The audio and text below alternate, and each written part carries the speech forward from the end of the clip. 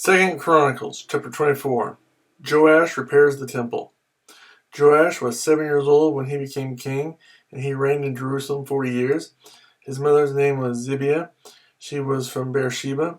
Joash did what was right in the eyes of the Lord all the years of Joadah the priest. Joadah chose 2 wives for him, and he had sons and daughters. Sometime later, Joash decided to restore the temple of the Lord. He called together the priests and Levites and said to them, "Go to the towns of Judah and collect the money due annually from all Israel to repair the temple of your God. Do it now." But the Levites did not act at once.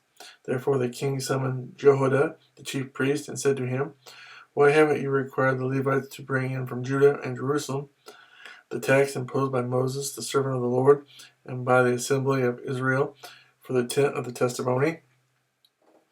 Now the sons of that wicked woman, Athaliah, had broken into the temple of God and had used even its sacred objects for the Baals. At the king's command, a chest was made and placed outside at the gate of the temple of the Lord. A proclamation was then issued in Judah and Jerusalem that they should bring to the Lord the tax that Moses, the servant of God, had required of Israel in the desert. All the officials and all the people brought their contributions gladly, dropping them into the chest until it was full. Whenever the chest was brought in by the Levites to the king's officials, and they saw that there was a large amount of money, the royal secretary and the officer of the chief priest would come and empty the chest and carry it back to its place. They did this regularly and collected a great amount of money. The king and Jehoiada gave it to the men who carried out the work required for the temple of the Lord. They hired masons and carpenters to restore the Lord's temple, and also workers in iron and bronze to repair the temple. The men in charge of the work were diligent, and the repairs progressed under them.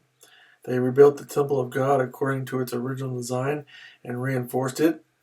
When they had finished, they brought the rest of the money to the king and Jehoiada, and with it were made articles for the Lord's temple, articles for the service and for the burnt offerings, and also dishes and other objects of gold and silver.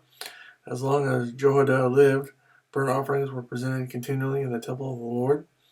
Now Jehoiada was old and full of years, and he died at the age of 130.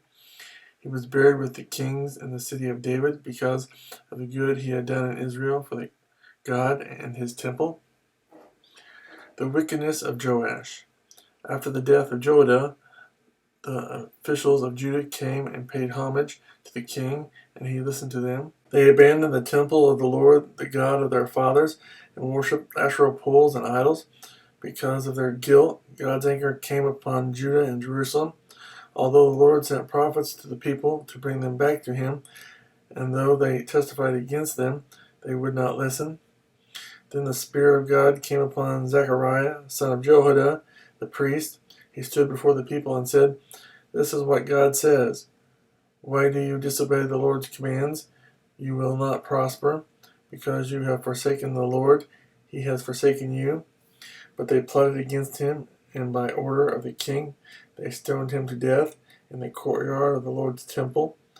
King Joash did not remember the kindness of Zechariah's father Jehoiada had shown him, but killed his son, who said as he lay dying, "May the Lord see this and call you to account."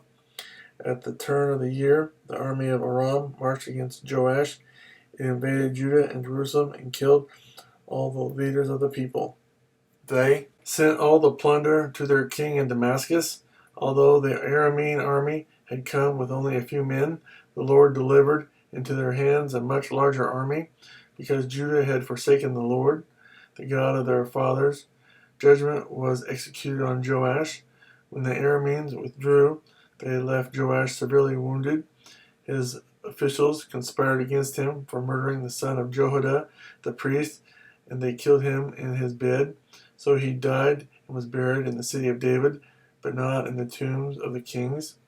Those who conspired against him were Zabad, son of Shemath, an Ammonite woman, and Jehozabad, son of Shimrith, a Moabite woman. The account of his sons, the many prophecies about him and the record of the restoration of the temple of God are written in the annotations on the book of the kings, and Amaziah his son succeeded him as king.